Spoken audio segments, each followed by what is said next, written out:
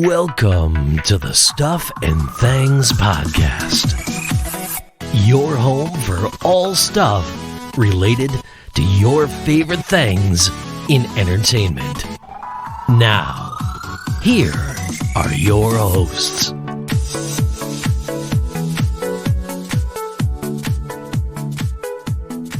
Hello everybody and welcome to a new episode of the Stuff and Things Podcast. I am Sam, joining me like he always does because he's a loyal friend. It's my partner in crime, it's Stefan. Hey, I'm just about here this week, but I'm here. You are, man. Now, anyone who listens to basically all of our shows will know that I said a week ago that you're dodging COVID bullets as the kids had COVID, then your wife had it and you were like, pow, pow, it's not going to get me. And then 2 days ago? Yeah, about that, yeah. Yeah. 2 days ago. Yeah, how you doing, man? I'm on technically day 3 of being positive, and it's I'm glad I had my boosters. Sucks. Yeah. I'm like, yeah. If this is with boosters and stuff, I'm quite glad I had them. So yeah. Yeah, well, the Omicron variant, everyone says is a lot milder, which is funny because you've not had any at all. So this is your first dance with COVID officially. First dance with COVID officially, because you did have that one bug that I'm convinced was, but it was before the that world. Was before everything. Yeah, before everyone knew about it. Yeah, but it's your first dance, and it sucks, right? Yeah, yeah, it does suck. And it's like, I got a friend who's managed to avoid it, got it recently, and is like death's door. And they done like a blood test and everything. They said, oh, you've got the Omicron variant. So of course everyone's giving him stick. Like, oh wow, Delta would have finished you off then. If this is so rough, Delta would have... And I'm thinking, well, probably the Omicron variant's been milder for a lot of people because they've had the others. So your body's just building this immunity. You've had the vaccines or whatever, and you've got a bit in it. So the Omicron feels a lot better. Anyone who's not had any of it, it's going to hit you like a ton of bricks. Yeah, it's good fun. My chest does feel like I'm being sat on. Oh, that sucks, man. Apart from that, we're all good. But other than that, everything's fine. But the wife is a lot worse. The wife has got like all the sinuses and everything that go with it. She's like coughing up all sorts of fun stuff. And on that note, and on that note, we're going to talk about what we're here to talk about. Oh, yes. This is the book of the Mandalorian. No, it's not. It's the book of Boba Fett, episode 5, and the title of the episode... Return of the Mandalorian. Return of the Mandalorian. Now, before I forget, because this is important, to the 20 plus people, and the fact that 20 plus of you have asked this is hilarious to me. Yes, I am looking into a t-shirt with our logo and the title of the episode is, or the title of the episode was. So good. I love the fact that one person messaged and now more and more people like, So one person suggested it, I mentioned it on a show, and then every time I open my email now, there's another one with a title saying t-shirt saying that I would buy that. And I'm like, I've not even designed it yet. It's like literally someone's offering to give me money for a plain t-shirt with the title of the episode was ... written on it. Do you know how long it's taken me to make all these different email accounts? Yeah. In that case, you've got about 30 t-shirts coming your way that I've bought white t-shirts and I've got a Sharpie and you're having them. I've actually got someone, I know someone who's like a graphic designer, and I said, hey, this is a favour, so don't like burn serious time on it, but could you mock this up for me for my podcast? And they went, oh wow, you're on a podcast? I was like, yes, I talk about TV shows, movies and stuff on a podcast. Oh wow, what is it? Let me listen. So they've listened and now they've come back with, I've got loads of ideas for you, I'll send them across. Like, oh, what? We're going to have an entire merch stand. It's going to be brilliant. We do have that coming. The Stuff and Things podcast website is being redesigned at the moment. As well as being able to go on our website, which is www.stuffandthingspodcast.com, by the way. You'll be able to, so not only will you be able to access every show we've ever done, stream it on any device completely for free, all broken down into lovely categories so you can find them. Like this one will be under the category Star Wars. Oh. You will also be able to find merchandise section, and we're also having a gallery section because as the world comes out of the COVID mess, we're hoping to go to a few more conventions and things and get out there and amongst people and have a bit of fun doing that. But also, as long as I'm allowed, yeah. Yeah. Yeah. I said when COVID, passed us by, which could be any time this summer or perhaps 2029. Yeah. Moving on again, we do have this episode to talk about, and there's a lot in this episode, so I should probably stop rambling on and get on with it. Can I start with my first, the only controversial point I have? Bring it on, because it's probably the same one a million people have got. Yeah, I absolutely loved this episode. Me too. Like, I loved it. I was smiling the whole way through it. Yep. Things happened in this episode that just made me happy. Yep. However... Yep. This is the Book of Boba Fett. Boba Fett, but yes, continue. It's not the Mandalorian. It is not. And I felt like just a little bit of it was like, you seem to have missed out the main character. It's like, hello. Because it's funny because the credits rolled at the end, and it said starring Tamir Morrison. I was like, was it though? Yeah, in the flashback at the beginning. Was it though? I didn't really see him much. Yeah. I think it's a very fair thing for everybody to raise. I think it's something that everybody, quite rightly, when watching the Book of Boba Fett, would imagine that the Book of Boba Fett would have Boba Fett in it. Yeah. However, I will say this as kind of it's a very nerdy thing, this, but I've read an interview in a magazine, an online magazine, quite some time ago now, when they announced the Book of Boba Fett was coming and Mandalorian Season 3 was announced. What is quite interesting is the Book of Boba Fett was announced by Dave Filoni and Jon Favreau, the creators of Mandalorian, etc., at the end of Mando Season 2. It was kept quiet. They were allowed to sneak it in as an after-credit announcement, which was awesome. It's really cool. Mandalorian Season 3 was announced by Disney. That in itself really isn't anything to write home about. But I do think it's worth delving a little bit into it, because Dave and John created The Mandalorian to be 2 seasons. They created it a whole story. The story was Grogu. Yeah, and it was starts told. And finishes. It starts with him getting Grogu. It finishes with him handing him over to the Jedi. To Luke. And that was it. They mapped that out. They had 2 seasons story. They had it. It was perfect. They nailed it. They did exactly what they wanted to do.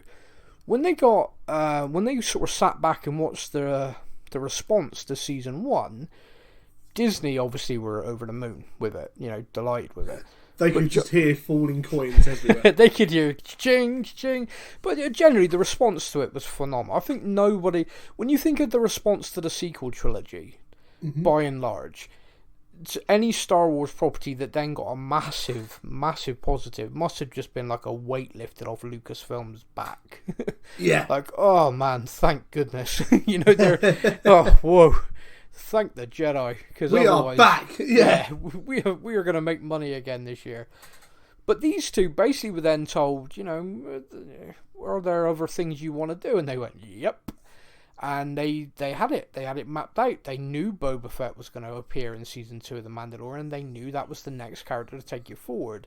Yeah. So what they were trying to create was, we meet the Mandalorian, we follow that character, and then after 2 seasons, the Book of Boba Fett is the next chapter. So when you notice all of the Mandalorians, chapter 1 right the way through to the end, the Book of Boba Fett was going to start not as chapter 1 of that, but was going to be the next chapter in this continuing saga they did. Gotcha. So when you've got this Mandalorian episode seemingly just kind of chucked in to the Book of Boba Fett, when you think of the greater context of they basically created a show that was just going to keep running in this timeline, it wouldn't seem out of order, if that makes sense. It wouldn't seem bizarre, because these characters are all interlinked, and you have this show. On. Yeah, you got it. So we've had the story of Boba, how he's got to where he is. Now we catch up with Mando. Think about a show me and you talk about a lot, The Walking Dead, and we're quite critical of the way they use flashbacks because they've overused it. But when they first used it, I think it was like season 4, we got the same 3 days from about 5 different characters' perspectives, and they were all interlinked. They were all kind of conjoined, and like you could spot things like, oh wow, you know, that was where the other lot were. They missed each other by like an hour. Damn it, you know. Yeah. And you got this whole story told from these different points of views, and then finally they all converged. I think if this was allowed to go the way John and Dave envisioned it, without anything interference, I don't think people would be having such a, oh, but this is supposed to be Boba Fett's show. Mandalorian's got his own show. He's got season 3. Whereas that was not supposed to exist. If it had carried on, this had started with what, episode 17? Yeah. 18. Instead of this is chapter 5. Yeah, and it's just continuing. Because it would have then, and it's just a case of these characters that we've been introduced to so far are just catching up. And this episode brings us right up to date with Mando. You know, that's exactly what this episode does. Yes. But because they've announced Mandalorian Season 3, and we know that's coming, everyone quite rightly is going, well, hang on a minute, this is like, what? This is like episode 1 of Mando 3? What is this? This is odd. And I think everyone's quite right to feel that way. But if you take Mando 3 away and just put it in the context that I've said, it does make sense. So when they've mapped this out, mapped this out in their mind, you can see why they've mapped this out. But the fact that Disney went, yeah, Grogu's selling us a lot, you're not getting rid of that. So Mando 3. And 3, by the way, about the child. Yeah, and by the way, Grogu's coming back. And they're like, but that's not the story. And they're like, it is now. Yeah, like, I want to be critical of that. However, I'm sat here with 2 different products on my computer desk that are both based on the child. I'm drinking out of a cup right now which says "This is the way" on it. There we go. Yeah. So yeah. As much as we can be critical about them milking the cash cow, I am that cow. yeah. I am milking for them. Yeah. Moo, moo. Oh, wow, I can't believe I just mooed on a podcast. But anyway, saving on. That clip. Yep. Yeah, I would. Yeah. See, this is the downside for you. I'm the editor. Yeah, I know. So whenever you say something stupid, that lives forever. When I do it, I just edit it out. It's all that good. Is very, very true.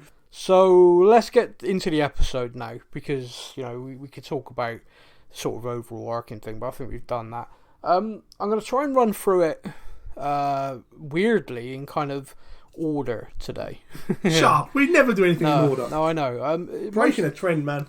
Mostly because there's so much in this. I want to kind of just sort of let it run through. So this is the Book of Boba Fett. So we kind of got the hint last week that we could possibly see Mando this week. And me and you talked about it. We did a TikTok about it.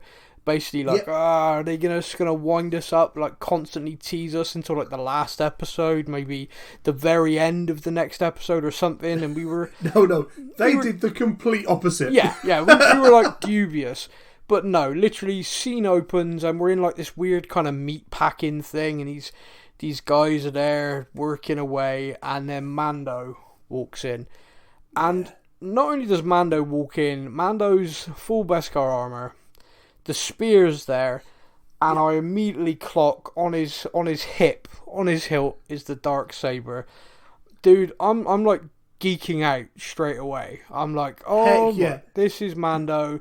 Not only is he rocking all of his usual gear, he's got a darksaber as well. So he's now proper rocking. He's gone full badass. This is going to be great. So he goes in, and he's back bounty hunting. It seems, you know, he's like, well, what else is he going to do? He's returned Grogu. He's back to his life, I guess. But he's got one of those fobs, and he puts it down. He's got the puck with the image, and he's like, I loved it. Have you seen this guy? No, I don't believe it. Yeah, I'm looking at him. He's like, that looks nothing like me. He gives everyone in the room a chance to leave. They're not leaving. And then he nails his line. I could bring you in warm, or I could bring you in cold. And at that point, I reckon the entire fandom went, "Ah, said it!" Yeah, that's exactly it. Like, yep, right there. He said his line. Go to TikTok. Now you're in trouble. You've messed up now. Yeah, I mean, I love that. I mean, we do actually have a TikTok of him saying the line. And Peter from Family Guy standing there, look, he said it. He said the line. Which is basically how I was. The entire fandom. Oh, it's brilliant. So we have that moment, and the kind of tense pause, and then one of the guys bites him on his hand, which is nuts, and this fight breaks out, and then he gets the Darksaber out. There's two things about this fight that I loved.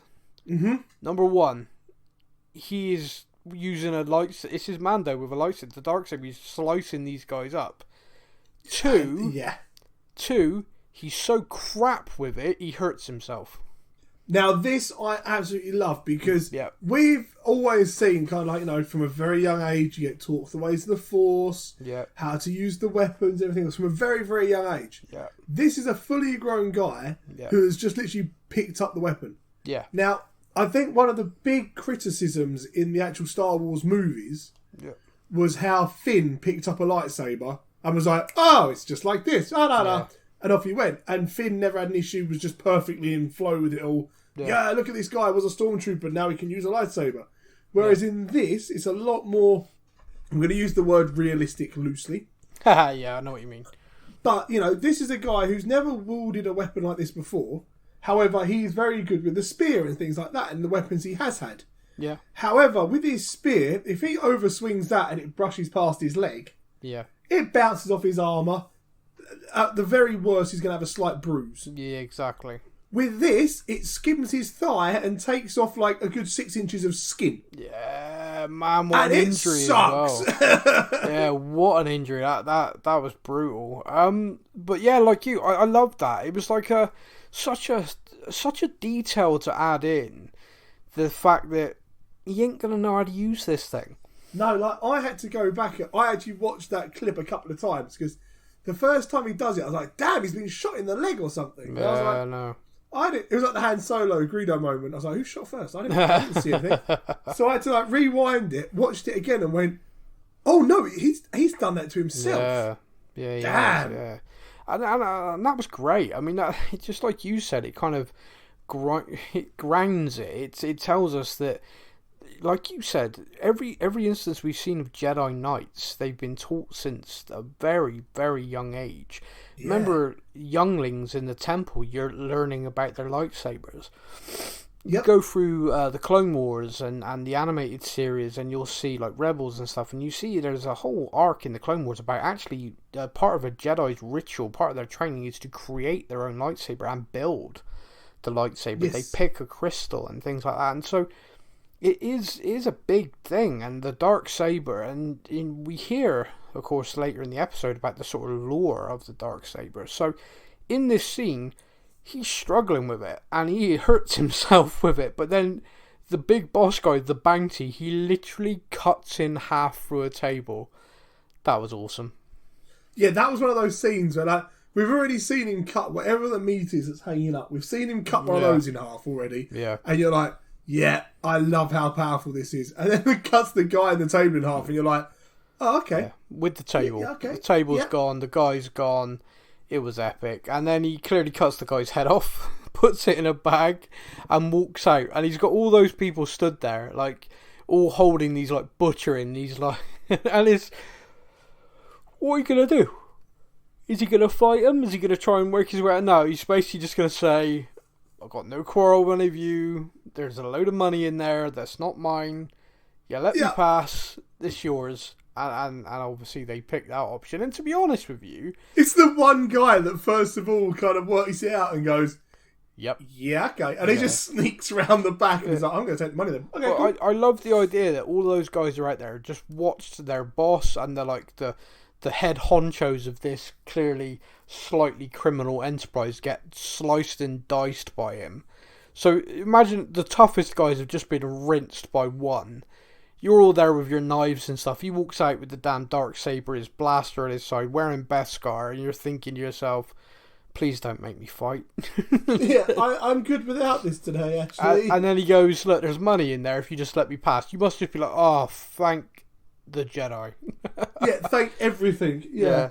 No, so one of the things... should have taken today off. Oh, yeah, big time. I should have called in sick. This is a nightmare. One of the things that then happens, which, to be honest with you, I'm guessing this is a place that people who know Star Wars lore a lot better than me will know, but He's on some kind of space station that's like in a loop. Mm-hmm. You have any idea about this place? No. Me is. I'm guessing someone somewhere, like from the books or the comics or something's screaming at the podcast right now. But no, this is just like new to me. And so, but it was kind of cool. It was like quite an amazing visual.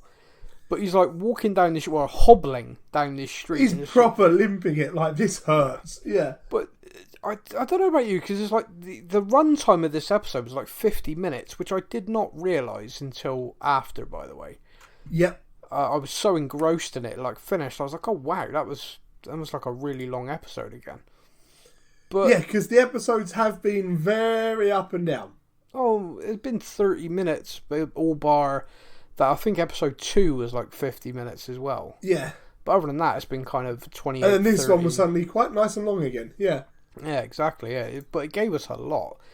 But like the scenes where he's just like walking through the station, you could easily have cut that. Do you know what I mean? It's like that you didn't need him limping through the station, getting into an elevator with some random civilian who looks at a clearly severed head in a bag, then looks at him, then looks forward when Jin sort of looks back like, oh my god, don't cut my head off. I mean that was funny to me. I mean, I love that, so I'm glad they left it in because I was delighted. But it was good. The other thing that sort of with this, like, he goes into I said a minute ago, he's back bounty hunting, he's back doing what he's doing. He's back basically being himself, which is he goes from situation to situation to get to something else. And when he dumps his head down, he's like, I don't care about the money, keep it. I want the information you promised me. And I'm like, oh, what are you doing now? Yeah, now what's he hunting for? It's like, come on, man. We got Grogu back to the Jedi. You have not gone and landed yourself in some other frigging quest. Come on, dude. But in reality, he's actually questing to try and get back to his group, the people who were, where he was a foundling, so where he feels at home. And he does have some information on this station of where they are. They've set up a new, I think they call it a coven, I think. And he finds it with some great visuals of him sort of the kind of he's climbing down steps, but in the same way he's climbing down, the visual makes it look like he's climbing up because it's in space. So that was really cool. But when he gets there, there's only 2 left. And do you remember how many of them there were when it was on that planet, Navarra? A lot more than 2. I couldn't tell you how many, but it was more than 2. That's for sure. Well, we're talking 20 plus, and there were some foundlings, and now there's 2. There's the armourer woman, who, I gotta be honest with you, I thought must have died. I was convinced. I think I actually WhatsApped or messaged you, didn't I? I was like, my God, she's alive! Yeah, because there's like, she was, I mean, don't get me wrong, the last time we saw her, she was kicking the crap out of stormtroopers. Those Beskar hammers smashing their plastic crappy armour to pieces. But you kind of thought the numbers game was going to catch up with her, didn't you? Eventually she was going to run out. Yeah. But no, she got away. Not only did she get away, she got away with all her stuff. And her and this one other. So he makes it to them. He's like, I'm back. I completed my quest. And then we have kind of like sit around the campfire story time. And from a Star Wars kind of nerdy point of view, I loved this bit. I loved it. But one sad thing, we lost the spear. Yeah, that's now gone. Yeah, it's kind of funny. Do you see that Lego did a thing at Christmas which was the Mandalorian with the Razor Crest, and he's carrying the spear. And there was this. It's not worth much now. No, and that's it. And there was this video that went viral with this guy. After the Razor Crest got blown up, he literally dropped it on the floor, so all the Lego whenever he did it in slow-mo. And it was like kind of great. It was like awesome. Anyway, this same guy did a video at the end of the episode where he walked over to the shelf where the Mando holding the spear was and took the spear off him and walked and dropped it in the bin, and it's gone viral. No way. That's all it is. It literally goes, won't be needing this, and throws it in the bin. But anyway, so yeah, the spear's gone, but I think the bit that I think everybody, and I've watched this episode now a couple of times, and my daughter's watched it, My daughter loves the Mandalorian. She loves Grogu. Of course, she loves Grogu.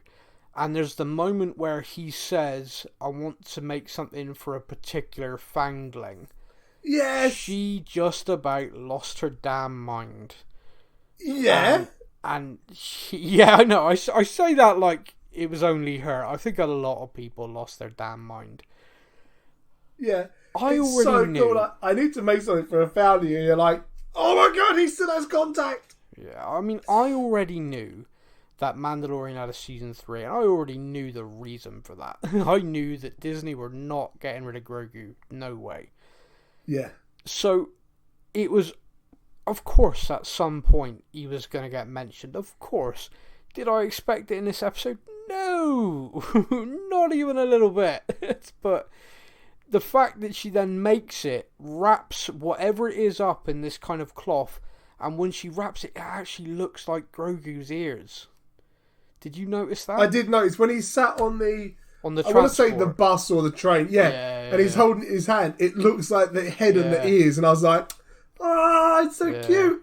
Yeah, no, I noticed that. It was really good, really well done. But she tells a story when she's smelting this spear, because she says to him like, "Beskar's for armor. You know, this spear is an offense to the Mandalorians because it's made of Beskar and it can pierce our armor." So he's the funny thing I find about Jin is he doesn't give a crap. He's got his blaster, he's got his armor. Like the Darksaber, like when Bo-Katan wanted it, he was like, "Have it." It's yours. No, she has to win it in combat. He's like, "I yield. I don't care. Have it. I don't care." Yeah, and it's like, no, she can't. With the spear, she's like, "Yeah, whatever. You know, it's a gift from a Jedi, but, you know, melt it down. Do whatever you want. I don't care." I really like that about him. In fact, there's only 2 things he ever seems to have been attached to, which is Grogu and his ship, the Razor Crest. Those seem to be the only things, really. Yeah, in fairness, I don't think anything else he's really cared that much about. No, it appears not like I can bring you in warm or cold goes to show that he doesn't really care a lot about people in general. Not a big fan of those he's hunting. But yeah, the story, and she talks about the Night of 1,000 Tears, which, by the way, is an epic name, isn't it? Yeah, I mean, if you're going to tell a story to someone, here, let me tell you about the Night of 1,000. You're involved. You're like, oh, okay, this sounds good. Yeah, the Night of 1,000 Tears. So it's basically when the Empire destroyed Mandalore, took it out, just bombed it back to the Stone Age. And you see this incredible clip. And, I mean, I don't know about anybody else. I saw it and I thought of Terminator. Because there's this scene where all of the place has been bombed to bits and these droids are marching through the wreckage just shooting anyone that's still alive. Yeah. And so it made me think of like the scene Judgment Day when you see the vision of Kyle Reese of the future where it's just rubble everywhere. Yeah. And the Terminator's marching through just killing anyone who survived the nukes.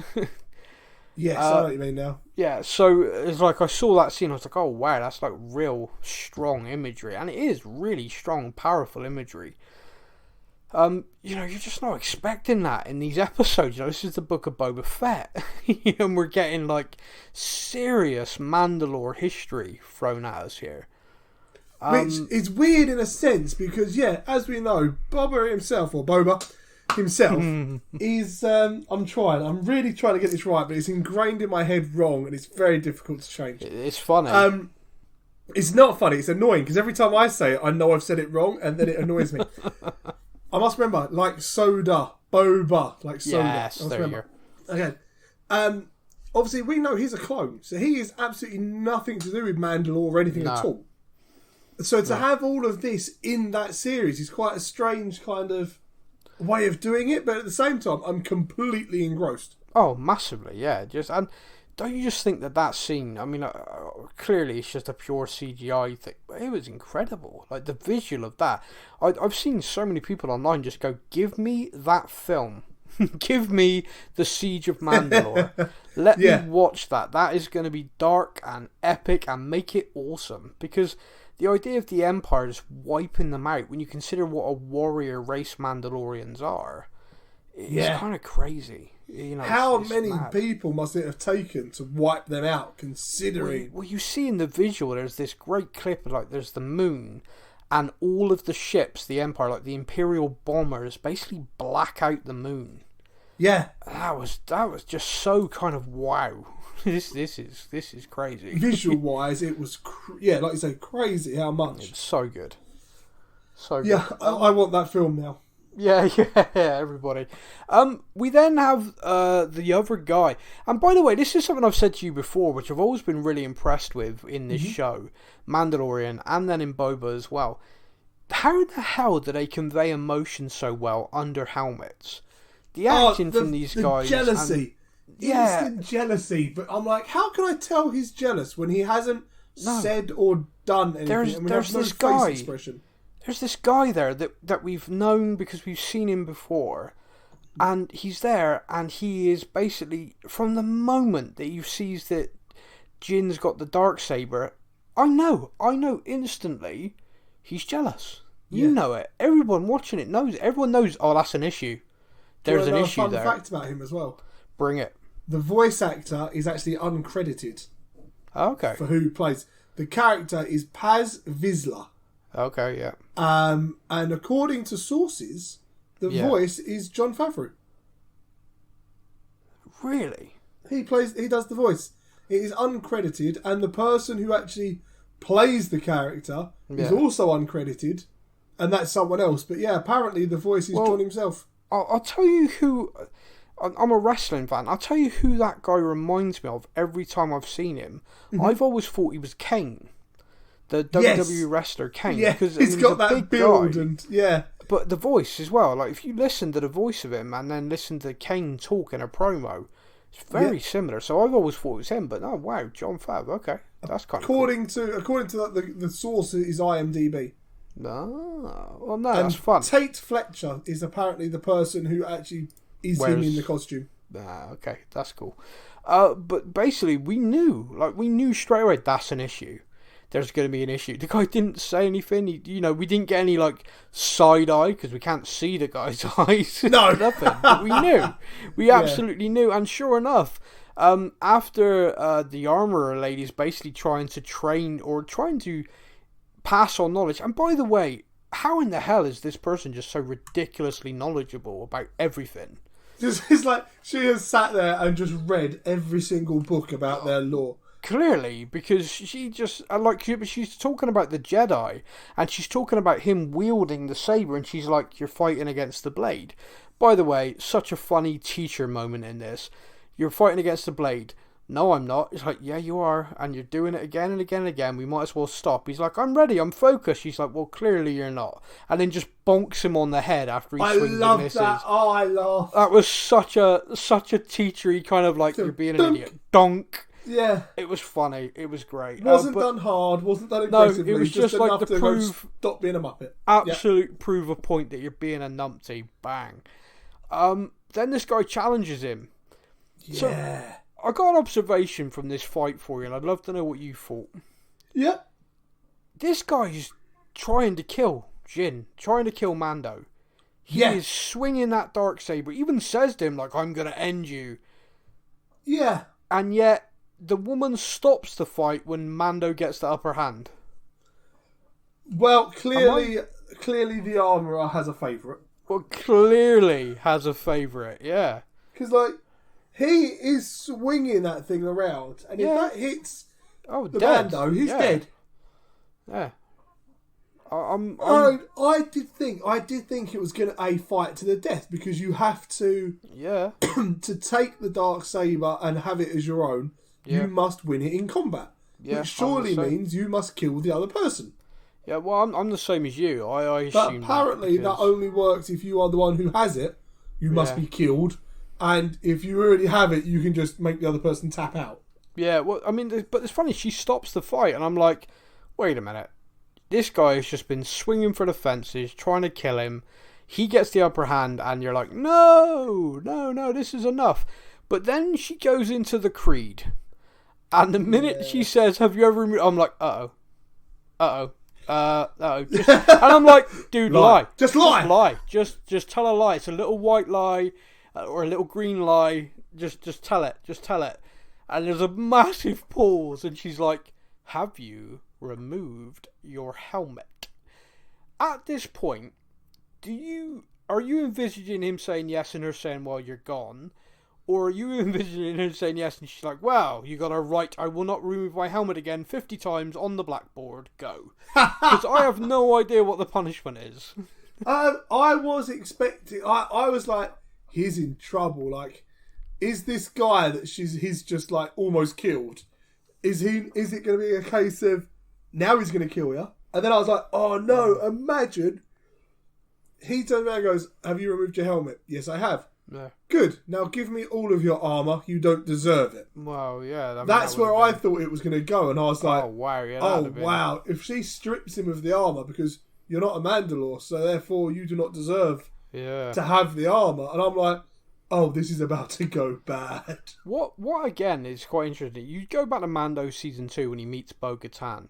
His reaction with Bo-Katan and her two lieutenants take their helmets off. He freaks out. He is like, what are you doing? He's like, you are not Mandalorians. And they're like, oh wow, you're one of them. Yeah. and from memory, they're called Death Watch. I could be completely wrong. I believe so.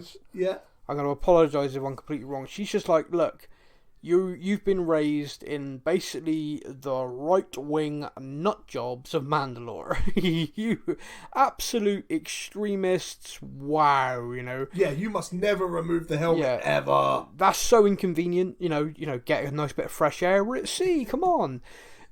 She basically is just like, it's nuts. You don't have to do that. I was so delighted with that episode, and the reason why I was delighted is because when I watched the Clone Wars and all these things set in the past, Mandalorians used to take their helmets off all the time. So when the Mandalorian started and he wouldn't remove it by creed, I was always kind of like, oh, continuity, guys. Come on. That's this show's amazing, but that's really bugging me.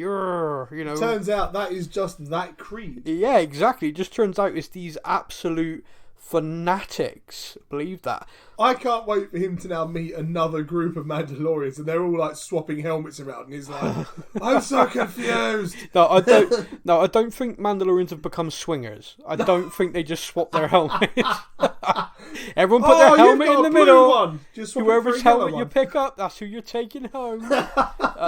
Oh man. It's just a table of helmets and one bloke going, I will take that one. Bo-Katan's. So, I don't know. You'd have to be brave. Yeah.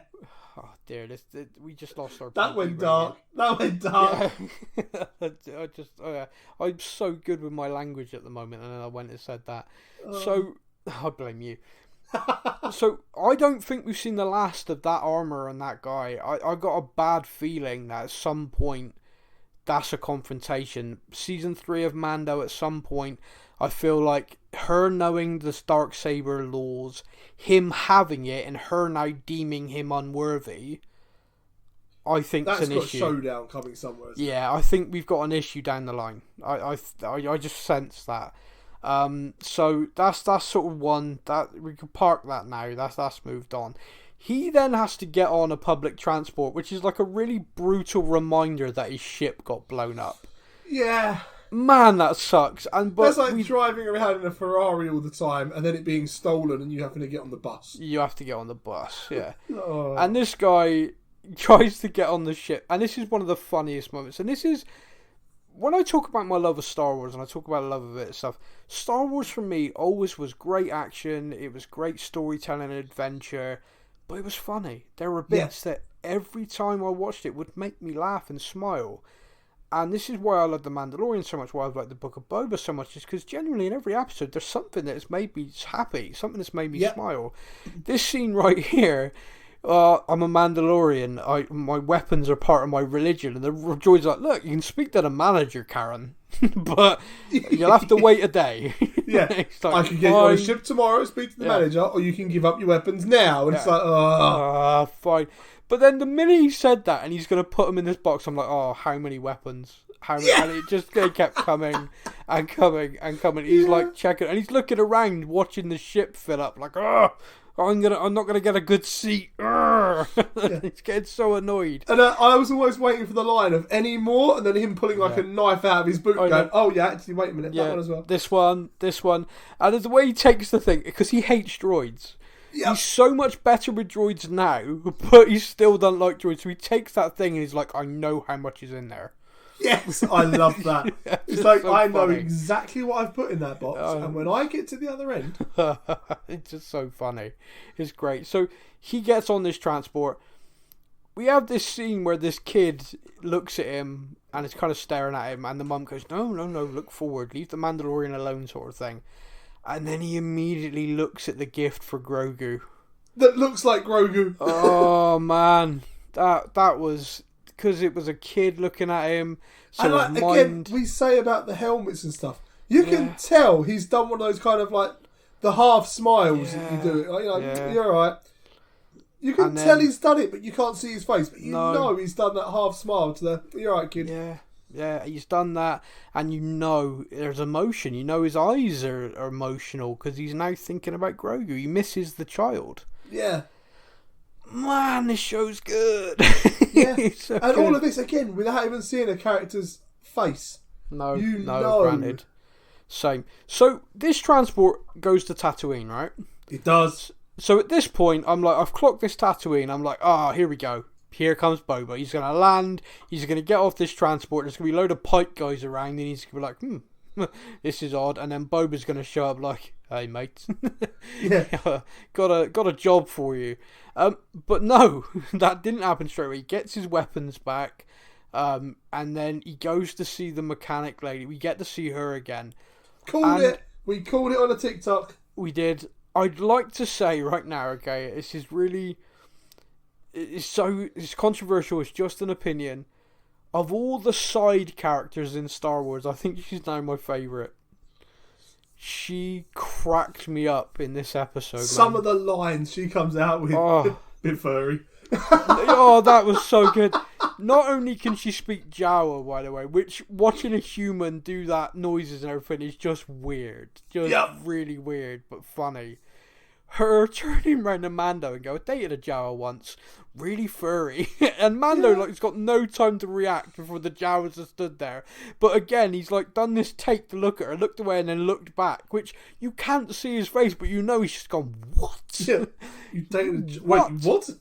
Yeah, and he starts talking. The Jawa's talking to her. She goes back. She's replying like, "No, I've told you I'm taking some time for myself." It's the Jawa's trying to flirt with her. The Jawa has hit on her. The Jawa is basically just like, "Hey, baby, come back to mine." She's like, "No, I'm taking some time to work on me." And she turns to him again. He goes, "Really furry." It's like, oh, what? But she's great. Her whole thing. And there's this bit in it where she gets like grabbed by the shark kind of scenario, but this creature grabs her.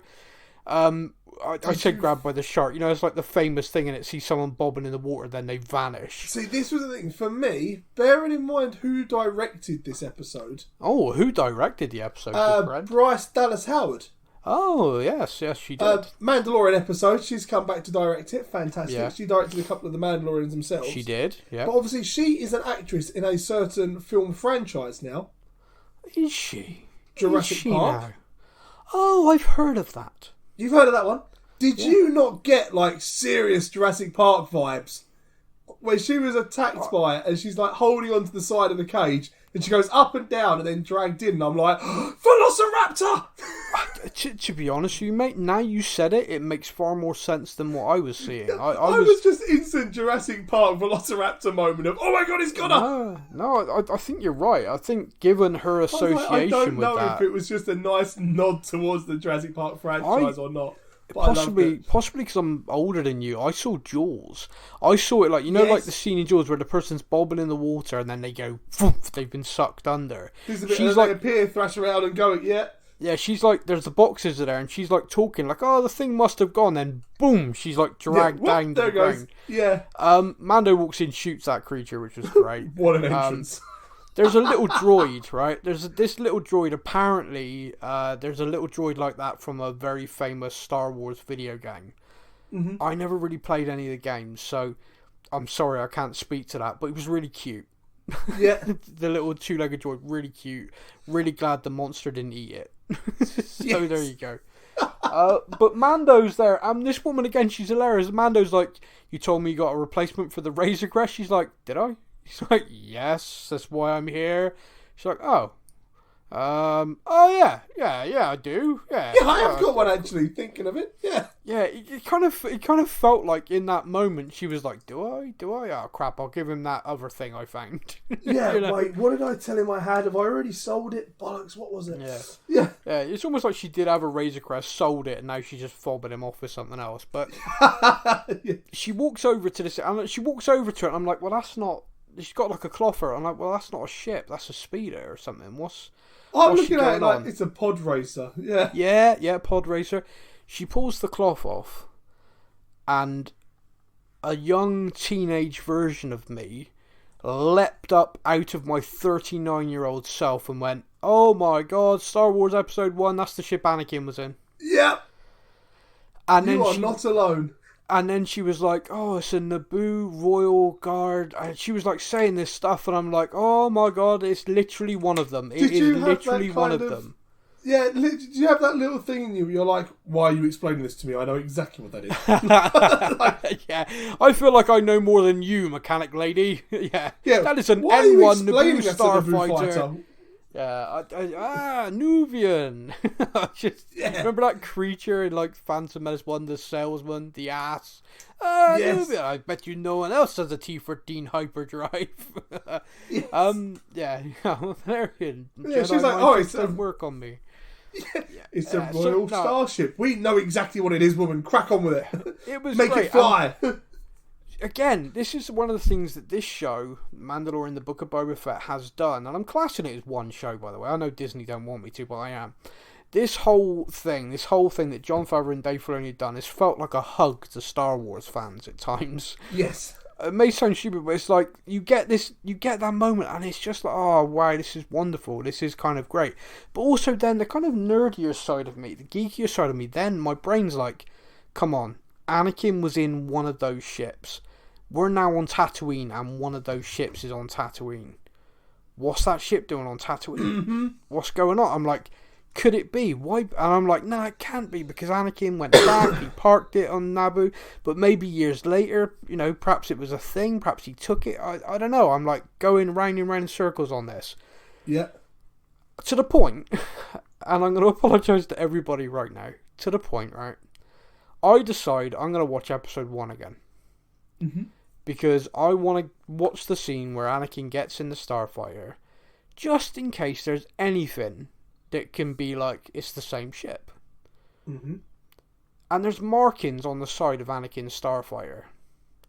So I go back to the scene in the Book of Boba Fett. There's markings on the side. Mm-hmm. None of the other fighters you see in close-up in Episode 1 have got those markings. None of them. And I'm like, oh my god. So then I've had to freeze frame on them. Zoom in, freeze frame. They don't match. I'm gutted. I'm like, they've obviously just done it as a great nod. Do you know what I mean? They've like clearly mirrored, these are what the starfighter. I'm like, But then I noticed something else. I noticed that all of the shots of Anakin in this starfighter, and I mean all of them, are from one side. Yeah. All of the shots of this starfighter before he does it up and these symbols are gone are from the other side. So therefore, we are now fully accepting. Yeah. We are now, this is now headcanon, which is a term meaning that I've made this up and I'm just believing it. From now on, it is now believed. That is the ship that Anakin blew up, the droid control ship. I imagine at the end of Mandalorian Season 1 and Season 2, we had a kind of making of thing. Yep. I think we're going to get that again with the Book of Boba Fett. The reason why I think it is there's a 1 week gap between this show ending and the next big show on Disney Plus starting. Yes. And they seem to want to do their releases on a Wednesday. And so I'm fairly confident that 1 week gap is to put that in. Then the big Marvel show called Moon Knight will begin. Oh, it makes sense. Could be wrong. Would make sense. But we shall see. But anyway, so we'll probably find out then if we're right or not. But it was like, I went down a rabbit hole with that, man. I really did. But it was fun. It was really fun. This ship, we then have kind of like a montage of them building it. How funny was the whole Jawas going off stealing stuff thing? I love that. So if you need parts, you literally just ask these guys for them, they'll go find them. Yeah. Yeah, just don't ask any questions about where they get it from. It's like, where did they find this? You really want to know. Like, yeah. It's like basically a spice running ship from the Pikes slowed down. They went underneath it and stole it. And he's like, wow, these guys are brave. Pays them for it because he thinks that's the right thing to do. And she goes mental. You're spoiling them. Yeah. You've given them 10 credits. I normally give them 4. She literally said she swaps parts for them going through her bins. It's like, oh, wow. You're a wonderful woman. But then again, she does date them, so we don't know what else she does for parts. Moving on quickly. So furry. So furry. They build this ship, and by the way, when the ship rolls out, like, you get the reveal of what they've built. Yes. That thing looks sexy, man. Like, don't get me wrong, they look damn cool in the kind of like yellowy colours they were in originally. Did. Back in the day, the silver version, like the scrubbed chrome silver, where he's literally just gone over it with like a sandblaster and taken all the paint off. Basically, yeah. And it looks awesome. One quick thing as well, though, by the way. Something I've noticed, the Mandalorian character, Episode 1, Season 1, a droid tries to help him with something, he'll shoot the thing. Yeah. Grogu and the droid that saved Grogu, saved his life, he's changed. And there's this great scene. Trying to get him to get the light in the right place. Yeah. No, here, focus. But he thanks it. You notice he says thank you to the droid, and the droid does a little happy dance. Yeah, I love that. That was again. I'm just saying, this show feels like a hug to Star Wars fans. That was great. The droid did a little happy dance. And you say about the Mando thank you, like he seems to be the politest character in Star Wars. Like he must have said thank you at least 6 times in this episode. It's true. Yeah, he is like the politest character in Star Wars. He's pretty ruthless. I mean, he cut a load of guys in half earlier. But yeah, I mean, if you're on the right side, he will say thank you. Yeah, he knows his P's and Q's. Yeah, he does. He politely cut you in half. Yeah. We then have the moment this become viral for us on TikTok, which is he takes this ship out for a test flight. Yes. And I'm talking about hugs to Star Wars fans. Do you want to run with this, and I'll chime in? Or yes. So. He flies over the city, and it's cool, okay, over the city. That's all cool. Nice. That's all cool. Nice. Yeah. And then he goes through like what looks like a bit of a desert area, and he approaches a canyon. Yeah, and she says, "Point it between the 2 suns, and you'll be in Beggar's Canyon." And at that moment, my little ears pricked up. Yeah. And I'm like, wait a minute. Luke used to go and shoot womp rats in Beggar's Canyon. Yeah, he did. Wait a minute. So we've also found out the Mandalorian is a nicer person than Luke because Mando didn't kill any. He didn't bullseye a womp rat. No, he didn't. No. And then he goes through the canyon, and as he goes through the canyon, you go, hold up, we have seen people pod race through here before. Yeah, we have. Yeah. And by the time he flies up into the sun afterwards, I am in like full nerdgasm, like, oh my god! So not only have we seen people pod race through there, right? We saw Anakin pod race through there, and Anakin had a moment where he was nudged off the track and smashed through a barrier that was there, an off-ramp. Yep. And when Mando flew his ship past the same thing, the off-ramp's there, and that barrier debris is still everywhere. It's never been fixed. Yeah. That was great. That was so good. Such a fun detail. And a womp rat, such a ridiculously fun detail. And just to have this little creature get out the way, and every Star Wars fan went, that's a womp rat. That's a womp rat. We've never seen a womp rat before, but we knew instantly. We didn't need to know. We knew what that was just because of where it was. It's in Beggar's Canyon. It's about 2 foot in size. That it's matches a damn description. Womp rat. Yeah, that's a womp rat. Yeah. It's that thing that gave Luke the confidence to blow up the Death Star. Well done, womp rat. Yeah. he then launches up into space, flies around that transport, the little moment where the kid's back on the transport sees the ship. Yeah. Mando kind of looks across, then flies right by. And then we have what can only be described as a cops moment. Yeah. Woo! Yeah, Woo, bad please boys, pull bad over the boys. vehicle. What you gonna do? Is there a problem, officer? Again, so polite. And it literally nice is. Is there a problem? So we have two X-Wing pilots. One of them we've seen before. One of them's appeared in The Mandalorian a few times, has run into Mando a couple of times, as becomes evident during this scene. Yeah. The other one, did the other guy look familiar to you at all? Okay, I will have to be honest and say no. Yeah. However, you've already told me what it is, and then I geeked out a bit. So tell him. So the other guy, in the final Mandalorian episode of season 2, we know Luke Skywalker returns. We all know there's an element of CGI, and there is the aging process, and Mark Hamill's scene when he walks into that room. But an actor actually played Luke fighting all the way through the hallways, and that actor is that X-Wing pilot. Yes, he is the stunt double. He is the guy. He is the actor who cut through it, all those droids, the battle droids. He is Luke Skywalker. 2.0, yeah. Yeah, Luke Maybe Stuntwalker. Lucas Skywalker, yeah. Yeah. Luke Stuntwalker, I like that. I like that one, yeah. Yeah, we'll go with that one. So, yeah, and that's kind of fun. We have this scene, now, all the way, this mechanic woman's been talking about how fast she's going to make this ship. It's going to be fast. It's going to be great. Yeah. And he's kind of been like, yeah, okay, all right, whatever. The two X-Wings are there. They're asking some questions he doesn't want to answer, so he punches it to try and get away from man. He burns them. Yeah. He absolutely leaves them space dust. And the guy goes, whoa, how did it jump to hyperspace? And the other guy's like, yeah, that was just his sub thrust. Didn't jump, kid. Those are his subline thrusters. There's no trace of it. We're going to report this? Why? Do you want to go do paperwork? No. Hell no. So the X-Wings bug out. They're gone. And he goes and lands the ship. Basically lazy cops. They're like, do you want to go do paperwork? No, sir. No. Right.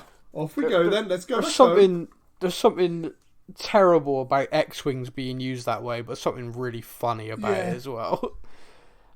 So he burns the X-Wings, he heads back, he lands, he has like an absolute out-of-body experience, it would seem. He loves his new ship, being a starfighter. He also says, when she asks him about it, it was wizard. Yeah. I've not heard that expression used in a long time, which was kind of great and kind of funny that he came out with that, like, wizard. That was brilliant. Okay.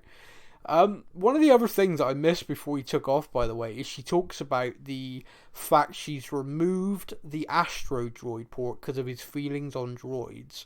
Mm-hmm. And there's just this, like, lovely bubble there now. It looks very Grogu-sized.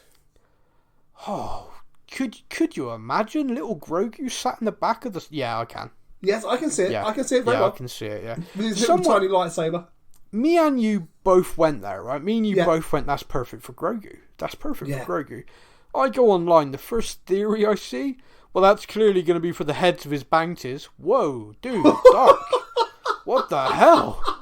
It's like, well, he ain't got the Razor Crest to freeze them anymore, so he's just going to be taking heads with the Darksaber. I'm like, wow, okay. We went to one polar and they went to the other. Like, totally, like, wow. I'm there all Grogu. How cute would that be to see? How cute and adorable. No, and this guy's just got, like, heads.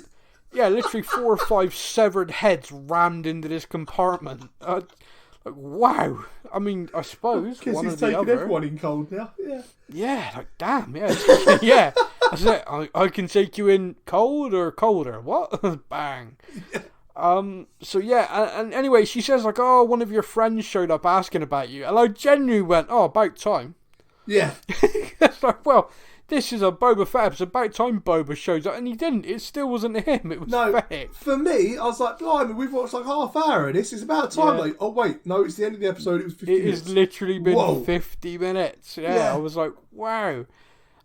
She does what we were waiting for, which is throws in some credits and says, it's not a bounty, we need muscle. And he's like, is this for Boba Fett? And I love this. He throws the money back and he's like, oh, it's free for Boba. I love that because it obviously shows the appreciation he had for Boba helping get Grogu. Yeah, I like that. I like the fact. I like that element to it. Also, I don't ever get the impression Mando's short of money, by the way. I would like to assume he's not. Like, he's had enough jobs, I'd say. Yeah, he seems to be alright for credits. Yeah. But then we also get the line that ends the episode, which again, we talk about lines that send people into kind of like, oh my god. This one sent my daughter to a pitch in her voice that set the neighbour's dog off, you know. Which was, he basically said, okay, I'll do it for free, but I gotta go and visit a little friend first. Yeah, the line is, tell him it's on the house, but first I've got to pay a visit to a little friend. Say hello to my little friend. Yeah, I don't think he's talking about a weapon. No. Wow, what an episode, man. Yeah, wow, like, it had everything. It really did. I loved it. Absolutely loved it. It just so much joy packed in. Like you said off the bat, it was strange that Boba wasn't in it. Let's just forget that and just enjoy it for a great episode of television. It was brilliant. And what now, though? I mean, this is the thing. Like, there are so many directions. Like, the next episode, I genuinely don't have a clue. Is the next episode going to follow... Are we going to sort of get half and half, Boba going on and also Mando trying to find Grogu? Are we even going to see Mando again? Mando's going to come back, yeah. No. Are we even going to see him again this season?